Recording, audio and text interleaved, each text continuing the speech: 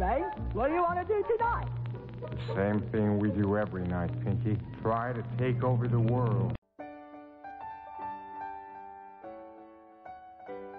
Welcome to the Mastermind series, where every month we learn from the wisdom of leading authors, trainers, and innovators. This is your host, Andrew Barber-Starkey, and this month I'm talking to an expert, indeed a pioneer in the field of mind power. This man was born in Toronto. In 1975, he moved to the West Coast and withdrew to the wooded seclusion of the British Columbia wilderness to spend 3 years in intensive study and contemplation about the inner workings of the human mind. By applying his own observations and insights to the scientific and spiritual sources of the time, he created the first straightforward and successful program for helping people develop their own mind power. In 1978, he began traveling and teaching people the principles he had formulated. And by 1980, the phenomenal success of his speaking tour had grown to encompass the globe. Since then, he has taught and lectured to literally hundreds of thousands of people. He has also authored 4 books, the best known being Mind Power into the 21st Century, which has sold over 500,000 copies and hit the bestseller list in 12 countries. His other books include A Vision of Power and Glory, Money, Success, and You, and its latest, The Practice of Happiness. It's a great honor to have let my me guest first today, of all start off by just for a minute or two explaining the whole premise behind mind powers and why and how mind powers work. Everything in our physical universe is made up of vibrations of energy. Everything. The telephone that you use is made up of vibrations of energy. The seat that you're sitting on is made up of vibrations of energy. The clothes that you're wearing is made up of vibrations of energy. The walls in your house are made up of vibrations of energy. Everything in the physical universe is made up of vibrations of energy. And our thoughts are also vibrations of energy. Our thoughts are the most dynamic, fluid substance in the entire universe. That thoughts are a vibration of energy separate and independent of our physical universe, and yet it interacts with our physical universe. Now, one of the most amazing things to understand is that any thought that is repeated over and over and over again in your conscious mind will take an imprint into the subconscious. Now, once this imprints into the subconscious mind, it then acts as a tuning fork. It begins vibrating, and it attracts to you the people, the circumstances, the events, the synchronicity that matches the images that you have within. That you have a very real power to influence and direct the things that happen to you working with your thoughts. Now, one of the beautiful things about the subconscious mind as well is that the subconscious mind cannot tell the difference between what is real and what is imagined. So that you can program and imprint into your subconscious anything that you choose. There was a very famous experiment done in one of the large American universities where they took a group of college students and they divided them into 3 separate groups, and they tested them for skill at throwing the basketball at the basket. And then they recorded their scores. And what they did is they had the first group come in to the gym every day for a half hour and practice throwing the ball at the basket. The second group engaged in no practice, and the third group engaged in a very different practice. What they did is they had them come into the gym, just mentally imagine that they're throwing the ball, and mentally imagine that they're scoring, doing it only in their mind. And then after a month, they brought them back and they tested them again. And what they found is that the first group that practiced every day for real showed an over 25% improvement in their score, which you'd expect because they're practicing. The second group, which did no practice, showed no improvement, and again, no surprises there. The third group, which practiced only in their mind, which never once touched a ball, interestingly enough, improved equally as much as the group that practiced for real. Now, how is this possible? Simple. By practicing in their mind over and over and over again, that took an imprint into the subconscious. So when it came time to throw the ball, their subconscious was imprinted with the fact that they were good at throwing the ball. And it showed up, of course, in their performance. Now, the implications of this go far beyond just sports training. We can use this for finances. We can use this for relationships. We can use this in our career. We can use this to cure ourselves of our illness. There is no area of your life working with mind power techniques such as visualization, such as seeding, such as affirmations, such as acknowledging, such as recreating new beliefs in your mind. There is a whole number of techniques that the mind power student practices, and when you do that, what happens is you begin to take control of your life.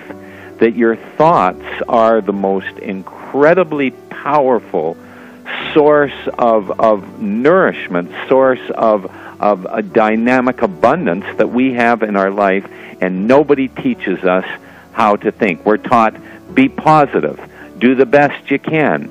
Well, I'm sorry, that's not good enough. Being a positive thinker is a very, very simplistic, basic level of mind powers. You can do a lot more than be positive. You can start to work with this dynamic, powerful forces that you have in a very, very powerful way. And that's what I teach, and that's what people prosper with. So basically, I think what I read in the book is it says the powers of the mind are governed by laws which can be easily understood by anybody. Exactly. There's nothing too difficult about this.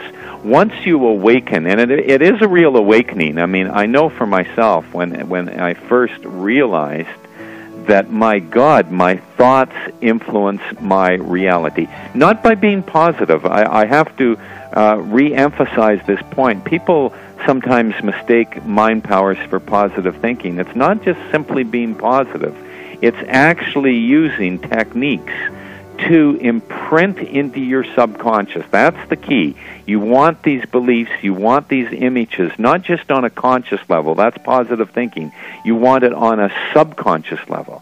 And once it takes on a subconscious level, then you are attracting those things to you. And there is no greater turning point in a person's life to discover that I have personal power, that I am the master of my destiny, and all it takes is maybe 15 minutes a day. 15 minutes a day would transform your life if you're willing to practice it on a regular basis. And if you're practicing the right techniques. Yes, and I might also mention that this can work equally as well against you. Your thoughts can bring sickness. They can keep you in poverty. They can keep you from succeeding at your goals. In fact, that's one of the great tragedies of our day, is that most people are not getting ahead because, number one, they're working too hard. I'm not a big believer in hard work.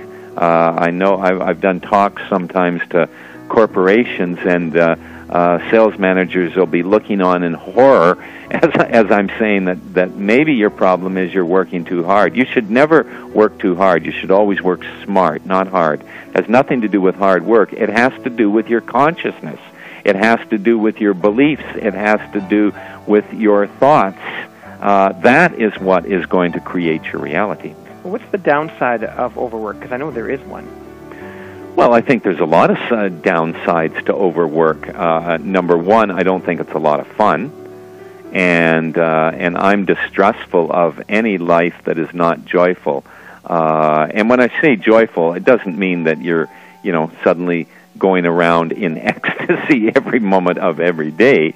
But I mean, if you're working these long hours under all kinds of stress, what kind of quality of life is that? I mean, you have to insist that your life has joy and fun in it. So I think the downside of too much work is, number one, it doesn't give you quality life, and the second downside of it is that when you're working too hard, you're not going to get good quality ideas. And one of the things I teach is how to tap into your intuition and get ideas from your subconscious mind. The intuition is one of the vehicles that you use to tap into your subconscious, and there are hundreds of absolutely fabulous, great ideas to help you make money, to help you succeed, to help you achieve your goal that you would never, ever find simply by running in your conscious mind the same old information. You have to go into your subconscious and get a whole breath of new life in your day-to-day life. And when you do that, you suddenly, all these insights and brilliant ideas start sparking. So this doesn't happen when you're working too hard. And sometimes I say to people that, you're working so hard you probably won't be successful. And they sort of look at me all stunned like, but it's absolutely true. You must give yourself good quality time and honor yourself. It's interesting because one of the things that we use in the Success Tracks coaching program is a time system that involves people taking freedom days. And a freedom day is a day where you do absolutely no work in any way, shape, or form. Very important. And often people say, but I love my work so much, I don't want to take a freedom day. And I think that you're really reinforcing that the benefit of that is when you get away from work and let go, it actually gives the creativity and the intuition a time to go deep into your subconscious and really get in touch with some of the abundance of ideas and thoughts that are down there. Yeah, well, it was Albert Einstein who said, why do I always get my best ideas in the shower? It's just like, just even that little time away. And I'm a big believer in having time where you just reflect and think and get away from things. Well, and if we're still talking about the downsides of overwork, you mentioned earlier on that really our lives, our minds are resonating at a certain frequency. We're going to attract things that are at the same frequency. And if we're in that frantic, stressful place of overwork, it's not going to really attract the right quality of things that we want anyway.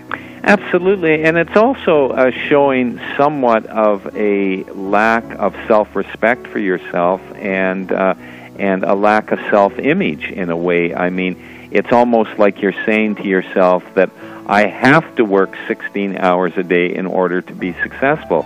Well, how come? I mean, you are a brilliant human being. There are thousands of opportunities. There are staggering opportunities to make money out of there. There are staggering opportunities to be successful out there. I mean, why do we have this erroneous belief that I have to work constantly in order to be successful?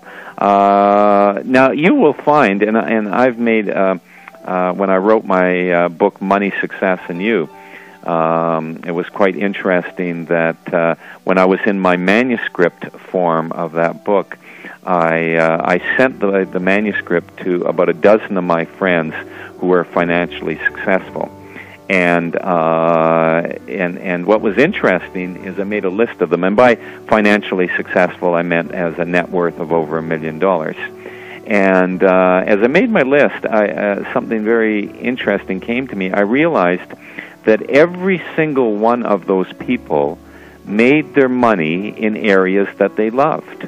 I mean, one was in home renovation, another was in publishing, another was a jewelry wholesaler, another was a clothes manufacturer, that every single one of them made their fortunes in things that they loved to do. And it got me thinking, has anybody ever made a great deal of money by doing something that they don't love? And you know what? I couldn't think of one person. Great question. You know, I mean, not only people I know, but out there in the world. I mean, Bill Gates didn't say to himself, oh, I wonder how I can be the richest man in the world. Oh, I think I'll get into computers. He got into computers because he loved it. And that's one of the secrets of success as well, is find something that you love to do. And then, of course, if you love to do it, not only are you going to be more successful at it, but you're going to have more fun in your life. And fun and joy is one of the principles that I teach. Right, so you win both ways. You win both ways.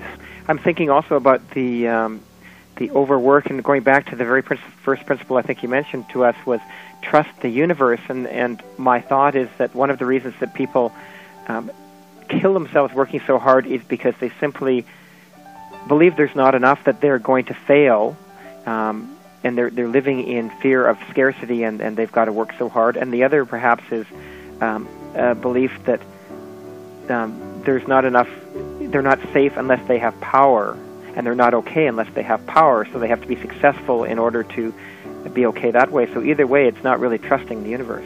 Not at all. I remember one time in one of my seminars, I had someone, and I really like people to clearly define their goals, because it is one of the maxims of Mind Powers, is that you must know what you want before you can get it. And so this person was saying, I want to be the richest man in Canada. And I thought to myself, okay, well, that's interesting. And I questioned him further, and I said, well, why do you want to be the richest man in Canada? And he said, so I can prove that it can be done. And I just thought, well, what a weak reason to do it.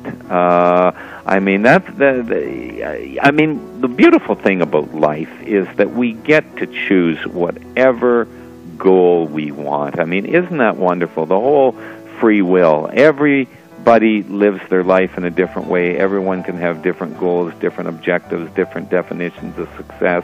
We get to define it in our own way. But to need to do that just to prove he could do it, I thought was showing actually a little bit of lack of self-confidence in himself.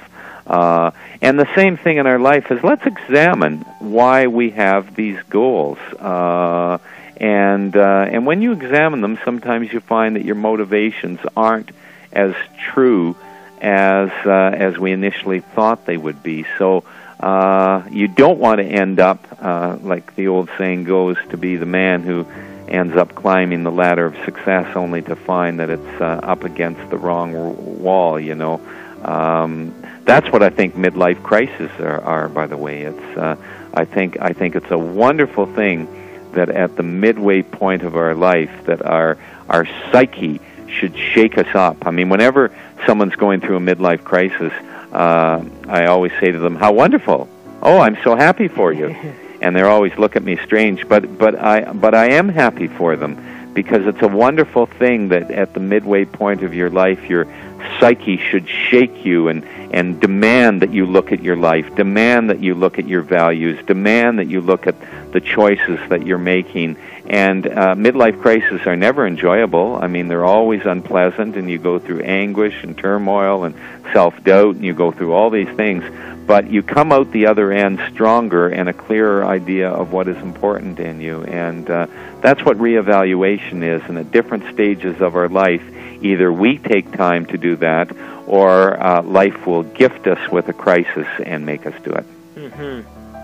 So midlife crisis is really an opportunity for us to take a look at the ladder and see which wall it's up against, and whether that's really where we want to keep on climbing to. Absolutely. Right at the beginning of Mind Power, one of the things you say is the first step to changing your life is to pay attention to the flows inside your, the thoughts inside your head, and then direct them accordingly. Can you talk a little about that? Yes. Every day we're thinking thousands of thoughts, absolutely thousands of them. And when you realize that your thoughts influence, affect, and help to create your reality, then you become very conscious of what you're thinking. And for example, let's take money for an example. Is when you think about money, what exactly do you think about usually when you think about money? Is it that money is difficult? to make, that there's no good opportunities out there to make money, that I never seem to have enough money. I mean, if these are the type of thoughts that you generally think, unfortunately what's happening is you are imprinting that reality into your subconscious. Just by your day-to-day worrying and concern about money, you are imprinting into your subconscious a scarcity consciousness. And as I said earlier in our discussion, that once things are imprinted in the subconscious then begins to attract the people, the circumstances, the events that match the images that you have within. So you are actually keeping yourself in a spiraling, never-ending experience of frustration on getting ahead financially. And I don't care how many hours a day you work. I don't care how many new jobs you go to. I don't care how many new schemes and ideas you have. If your beliefs about money are limiting, then you are going to not be manifesting money. Now, the opposite is equally true. And this is the beautiful thing about mind powers, and I might repeat myself 2 or 3 times in our interview here, because repetition is one of the key aspects to getting things, is that your subconscious will accept any thought or belief that you continually imprint. And imprinting is one of the techniques that I teach in Mind Powers. If we have time, we'll get into it in this interview. If not, then you can read my books or come do my seminars. 1 hour will pass by like the speed of a bullet when you have a good, interesting interview. So it sounds like a long time, an hour interview, but I'll tell you, it is just going to whiz by like the blinking of an eye. But anyways, you can imprint into your subconscious prosperity beliefs. And even if you don't believe it, and this is another thing, you don't have to consciously believe it. All you have to do is imprint it over and over and over again. And what will happen is day by day, it will begin to take an imprint, and you will change your beliefs about money. As you change your beliefs about money, as you take on prosperity beliefs, then what happens is that begins to attract those situations to you. So if it is money, if money is something that is important, and you do want to manifest and attract money into your life, then you must imprint prosperity consciousness beliefs and not work with scarcity consciousness. So basically, we started by saying you need to pay attention to the flow of thoughts inside your mind. Yes. But it's beyond that. We then need to identify them and examine them and take a look at the ones that are consistent with what we're desiring. And if we're not, if those are not there, then we need to redirect our mind into a new place through the affirmations, through the mind power techniques, whether we believe them at our deepest level or not, we can still change the subconscious mind towards those prosperity beliefs. Absolutely. Well, let's talk a little about the prosperity consciousness. You talk, one of the quotes I made a note of here is, anybody desiring financial independence must first develop a prosperity consciousness. Note, I said develop because it does not happen by chance. And then you go on to explain your 5 steps for building prosperity. Would you be willing to share those with our listeners? Sure. Well, let's start with our first prosperity belief, is that it is an abundant universe. And if you want to create prosperity in your life, then you want to recognize prosperity everywhere. You want to get into your mind on seeing and feeling and sensing and being surrounded with prosperity. For example, you can go down to the center of whatever city that you live in, and you look at the buildings there. Well, somebody owns those buildings. Somebody built those buildings. Somebody's living in the penthouse of those buildings right now. I mean, there is so much money around. There is billions and billions and billions of dollars transferring in the free enterprise system hourly, money moving from one place to another. To recognize that the world that we live in is actually loaded. There is so much money out there, and that the free enterprise system rewards ingenuity and service, that if you have a good idea, a good service, a good product, that you can market that in such a way as to make yourself a fortune. The marketplace does not care if you're a man or a woman. It doesn't care what your spiritual belief is. It doesn't care what the color of your skin is. As long as you have the right product or service, you can make a great deal of money. And to recognize that there are millions of millionaires out there. I mean, it's many people's goal to be a millionaire, and I think it's a wonderful goal. If indeed that's what you want to do, if you want to be a manifester of money, then go out there and make a lot of it. Recognize, I think the most recent statistic in the United States, I don't have one for Canada, but in the United States, was there was something like 6 million millionaires. I mean, these are not an endangered species. So if they can do it, why not you? Are they any different from you? Not at all. As I say, with prosperity consciousness and good ideas and initiative and finding your calling, there is no reason why you can't make a great deal of money. So the first prosperity belief is that it is an abundant universe, and that there's lots of prosperity out there. Staggering opportunities, that's another one of my prosperity beliefs, is that there are staggering opportunities to make a great deal of money out there. I'm always amazed when I speak to people on how it is that they've made their money, successful people. I remember one person that took my training in New Zealand. Actually, I do travel and teach all over the world. And he called me out and he said, "John, I took your training a number of years ago. I want you to come out." And he had a chocolate brown Rolls Royce out there. And he said, "This is all because of your teaching." And I said, "Well, great." And I said, "Well, how did you do it? You know, what idea did you use?" And he said, "Well, I opened up a backpackers hostel.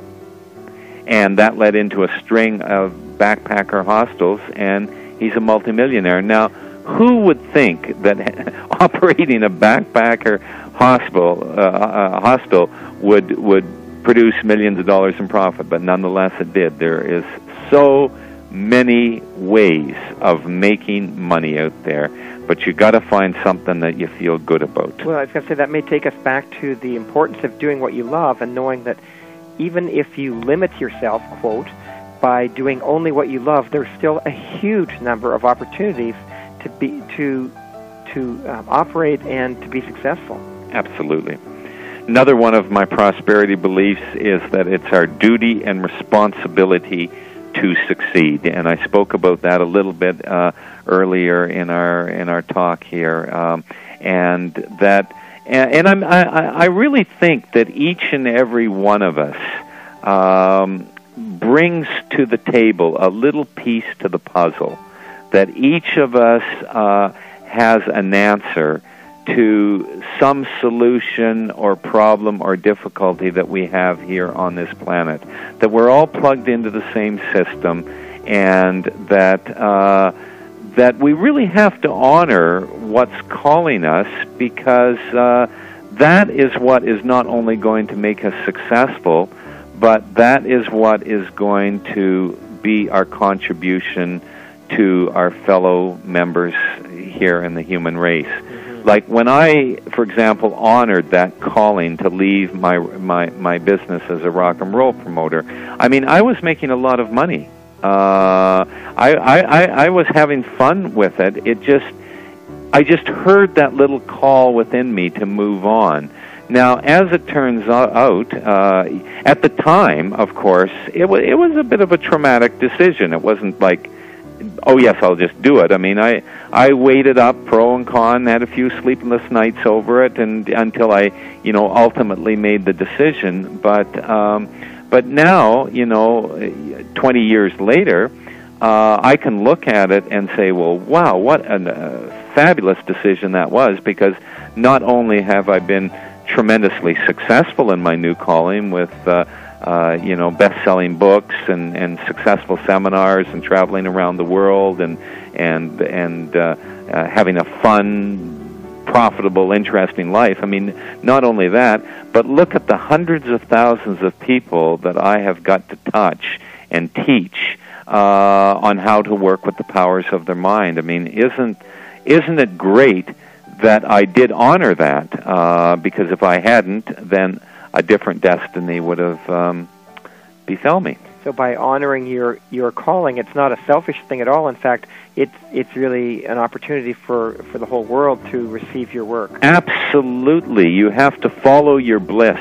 What is it that makes your heart jump for joy? You will never be successful doing something you don't like. You can make a living doing something you don't like, but you will never be tremendously successful doing something you don't like. Mm-hmm, which I guess leads us back to prosperity consciousness. Yep. I want to go back to your explanation of imprinting, because I really did feel quite impacted by the way you said it. What you talked about that really resonated for me was, you said when we go to school we learn our times table. Yeah. And, 7 6 is 42, and yeah. I could remember that at gunpoint and waking up in the middle of the night. Yep. It's truly imprinted in my mind, and you talked about the importance of imprinting the messages that will support us into our subconscious. Could you expand on that a bit? Yes. Well, we've used imprinting twice already in our life, as you mentioned, the multiplication tables. I mean, if I was to say what's 7 times 7, immediately we know it's 49. What's 8 times 10? Well, immediately we know it's 80. Well, how do we know those things? Well, because they've been imprinted countless number of times. 1 times 7 is 7. 2 times 7 is 14. 3 times 7 is 21. It's been imprinted over and over and over again. Yet if I was to say, well, what's 13 times 8? We wouldn't know. And the reason is they only taught us to 12. They felt it was. The thing is, the multiplication table is imprinted into our consciousness. What's 12 times 12? 144. We know that. The same thing with our language. Our language has been imprinted into our consciousness. That's why we can have this interview and we can understand each other's words, because the vocabulary has been imprinted into our consciousness. So those are 2 examples of imprinting that have happened in our life. But the third and the most fascinating and the most challenging and the most interesting imprinting is for us to imprint empowering beliefs into our consciousness. And you do that much the same way as the multiplication table. What you do is you take a belief that you choose to believe. For example, the very first time that I imprinted into my mind was during my time in the cabin. And I wanted to imprint into my mind that I have unlimited power at my disposal. So what I would do is every evening before I went to bed, I would take out 5 minutes and I would think about the powers of the mind and about the power of choice and how I can choose my thoughts and how thoughts have power to them, and that by choosing your thoughts you can direct and influence your actions, and you can create vibrations of energy within you that will attract realities to you, and that this is very powerful, and that I have unlimited power at my disposal. So what I would do is I would spend 5 minutes every day contemplating this, thinking about it, affirming to myself that I have unlimited power. Sometimes when I would do it, I would get really excited. It would be like I would come out of my little 5-minute exercise and just feel really empowered. And yes, that's true, and it's great, and it's wonderful. Other times when I would do it, it would be almost like I was lying to myself. Like, who are you kidding? You know, you don't have unlimited power. And sometimes it would be like I was fooling myself. Sometimes when I did it, it would be very cold and mechanical. And other times it would be exciting and inspiring. But the key here is I did it every day. I charted myself. I never missed a day. Whether it was exciting to do it, whether it was boring to do it, I did it every day. Mind Powers needs repetition. And somewhere between 60 and 90 days, and that is a very, very key in imprinting, is that it needs time, but somewhere around that 60 to 90 day period, I remember waking up and just waking up with this flaming reality that I have unlimited power at my disposal, and I knew it. I owned it. It was imprinted. And from that point on, I have never, ever doubted it. Much the same as I don't doubt 7 times 7 is 49. I mean, I don't have to go to my calculator and say, is it really 49 or is it 48? I don't have to double check. I know it's 49. I don't have to double check on how much power I have. I know that I have unlimited power at my disposal. So it's simply repetition over and over again for even up to 90 days. Exactly. Repetition is the key with Mind Powers. This is the difference between positive thinking and Mind Powers.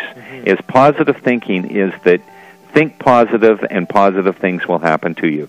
And I've nothing, no bone to pick with positive thinking. I'd certainly much rather you be positive than negative.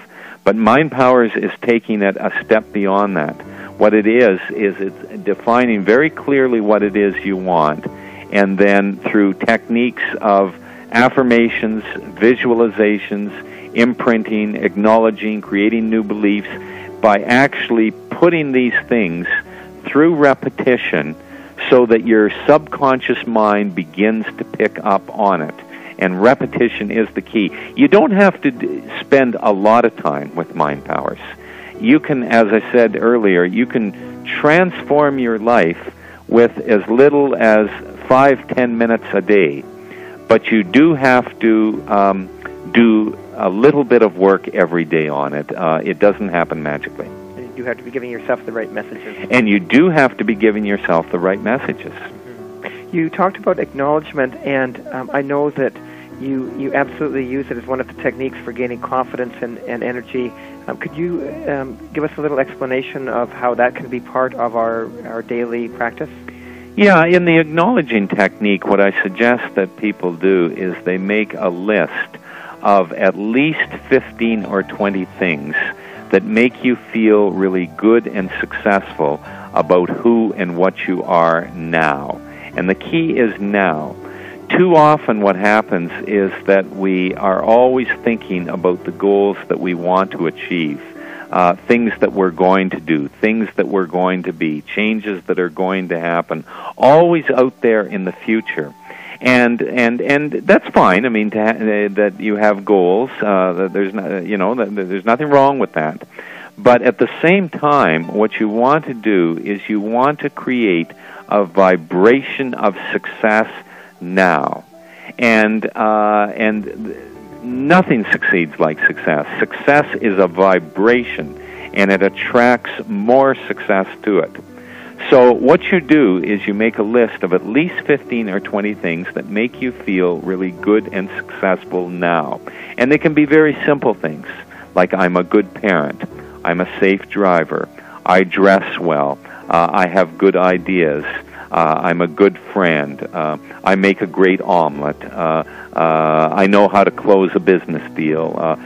Put personal things down, put business things down, just things that make you feel successful about who and what you are now. And what you do, and when I say 15 or 20 things, some people have acknowledging lists that are like 50 things on it.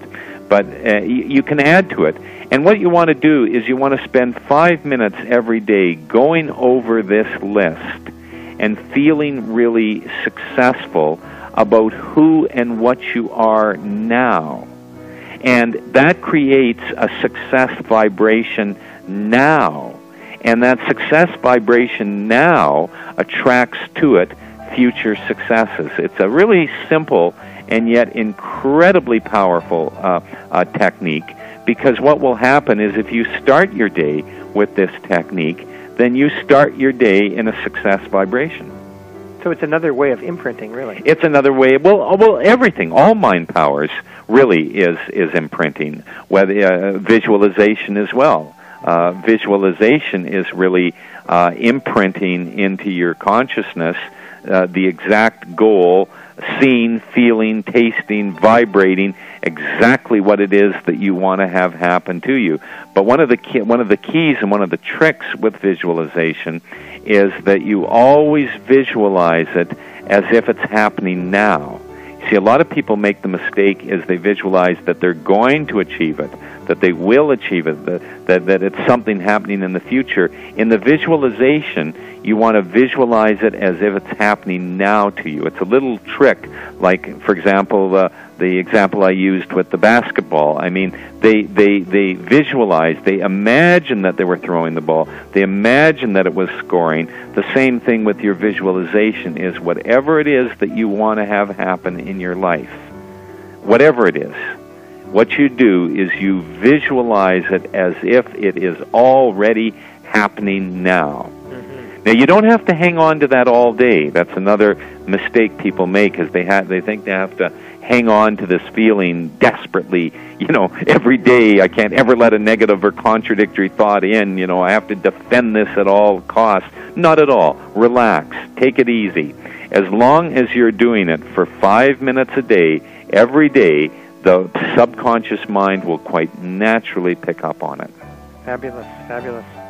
I'm going to switch books on you now, because I've read also the Practice of Happiness, and it's just such a delightful book. The principles that you put in it, and the way you illustrate them with examples from your own life, and then go on into greater depth from it. It's such an inspiring and easy to read, almost compelling book. I kept saying, well, I'm just going to put it down after this chapter, and then I get to the beginning of the next one, I wouldn't be able to put it down. And, that's great. I just absolutely loved your story in there about gratitude, and really how gratitude is a matter of perspective, and the letter you received from your friend, talking about his misfortune and how you suddenly realized that it's all perspective. Yes, yes. Well, well, thank you for sharing that, because that is my newest book, and of course the Mind Power book is everyone loves it, and I get so much feedback about that book and how it's transformed people's lives, and I love hearing that. But when you have a new book, then it's really great that to hear the feedback from the new one, and it's just recently been released, but it seems to be touching people deeply and really inspiring people, and that thrills me. The story you're speaking of, and under the chapter of gratitude, it tells the little story about when I was in the cabin, and it was during the winter, and the stove was going out all the time, and my money was running down, and I wasn't sure what I was going to be doing, and I was just kind of feeling pretty miserable, actually, and feeling what am I going to be doing, and doubting myself, and all this was going on, and I walked through the woods into where the dead end road was, and where the mailbox was, and there was a letter from my friend Rinchin, who I lived with when I lived in Singapore, and we traveled all over Southeast Asia together and into the Himalayas and Nepal, and had a wonderful times with him. And anyways, he lost his leg in this freak accident, and so as I'm walking back to my cabin, I'm just suddenly realizing that here's my real good friend, and he now just has one leg. And here I am in my cabin, and I have my two legs. Like, what right do I have to be miserable? And it was then that I made a list, and that probably started off the acknowledging. I made a list of all the things in my life that I had to be grateful for. And I was amazed that there were so many things that I was to be grateful for. And then that evening, and I lit my by kerosene, and I was lighting my kerosene lamp, and I was by myself, and suddenly that evening, the stars are out, and I'm just so grateful to be alive. And I thought to myself, well, what a change of perspective. Here it was this morning. I was just incredibly miserable. And here it is tonight, and I'm just filled with gratitude, and yet nothing has changed in my life. The only thing that has changed is my perspective. Mm-hmm. And then it got me thinking, maybe it's all perspective. And I made a little point at that point in my life, as I share in the book, to find something every day to give gratitude for, and I very rarely miss a day, and that was 25 years ago. That's fantastic, and we're going to run out of time, but I want to take one more step beyond that if we could do it. I know you were quite a philanthropist, and I'm wondering if you could talk to us just briefly about giving as it relates to receiving, and how giving impacts. Yes, I'm a very, very big on balancing giving and receiving, and I think we're very poor receivers, by the way. I have a whole segment that I teach on receiving and the importance of receiving, but let me talk a little bit about giving. And I believe in tithing, and tithing is giving a percent of what you earn away from yourself. And when you do this, and it can be any percent that you want. I like to give away 10%. Some people give away 1% or 5% or 20%. Doesn't really matter. But psychologically, it needs to be a percent. And when you give, when your income comes in and you realize that a percent of this does not belong to you, that it must be given away, and you give it away to different communities or charities or individuals or somebody, playing the guitar on the side, and you think, okay, well, I'm going to give that guy $10 or $20. That's tithing. That's giving away, or writing out a check to a homeless shelter. That's tithing. And when you create a practice of this, then what happens is it's one of the strange and mysterious laws of the universe, is that whatever we give away from ourselves comes back many-fold. And the mistake that people make in tithing and giving away from themselves is they say to themselves that I'll give away as soon as I have some money. As soon as I get ahead financially, then I'm going to be real good at giving away. Wrong. You give away now. You give away out of your lack. If you were down to your last $1,000, one of the most powerful things that you could do would be to give away 100.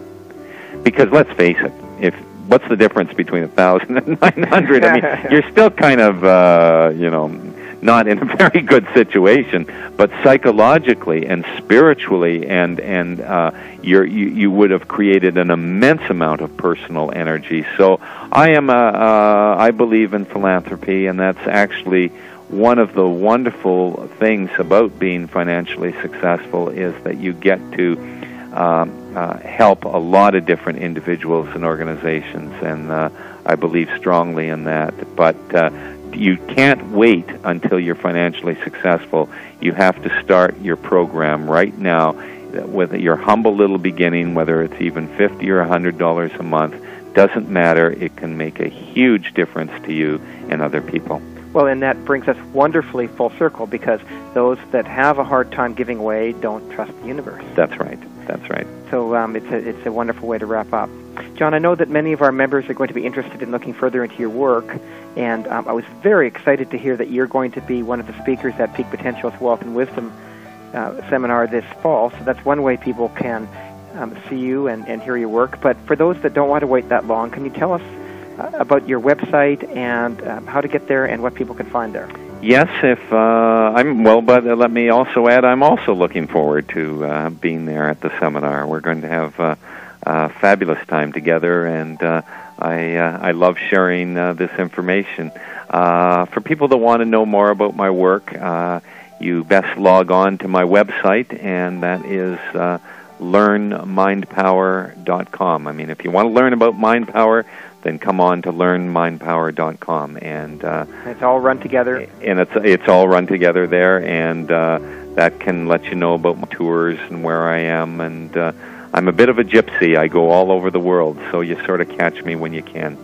Now, people can buy your books directly from the website. They can also get them at most of the bookstores. Yeah, on the website you can get books, tapes, and videos, and my books are readily available at all bookstores. Fabulous.